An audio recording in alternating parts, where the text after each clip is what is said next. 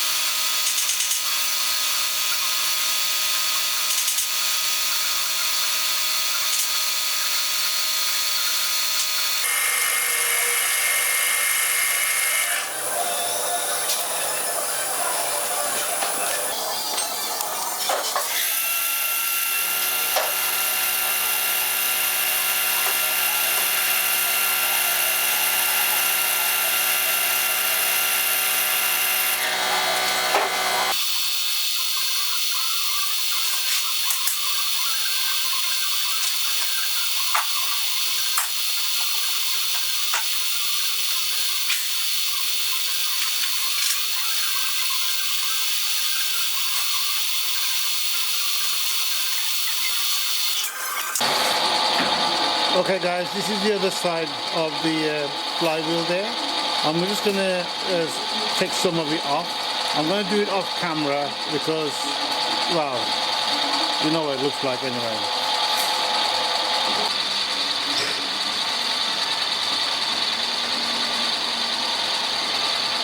But I thought I'd video something anyway.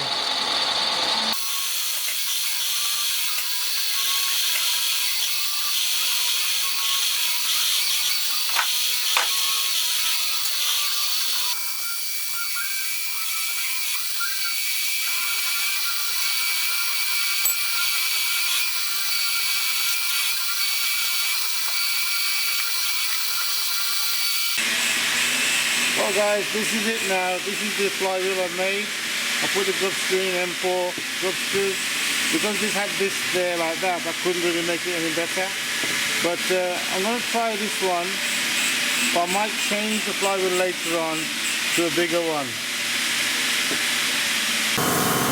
So guys, I'm going to make the cylinder and the valve. And according to this drawing, they're on the same block there. So here we are, guys.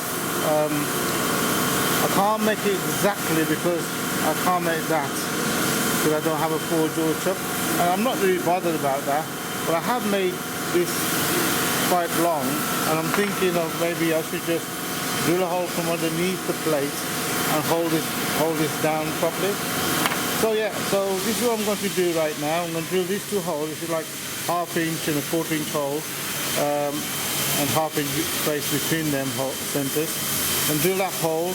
The valve one goes right through. The cylinder goes up to about there, which is about, I'll mark it somewhere, 2.5 inches. So this is it, guys. I marked it up.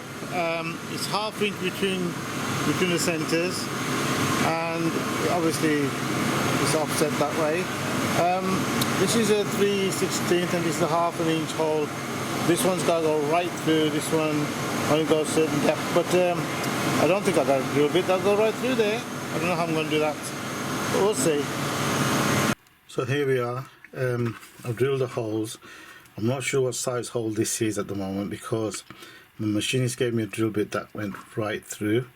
So it doesn't really matter to me. I think as long as it does the job. If it doesn't, then I will actually make it into the 1/4 inch, which I've got, and drill it from both sides. So this should be 1/2 inch, but it's not exactly 1/2 inch, I'm afraid.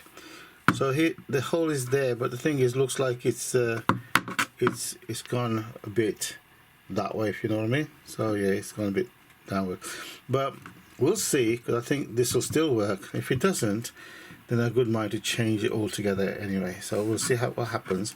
But I'm thinking of this side, I'm gonna just get some group screw or something, hold it against that, because this only goes down 2 and 1/8 inches or so. So this is it, guys. Thank you for watching. Subscribe, thumbs up, and I'll see what I can do next time.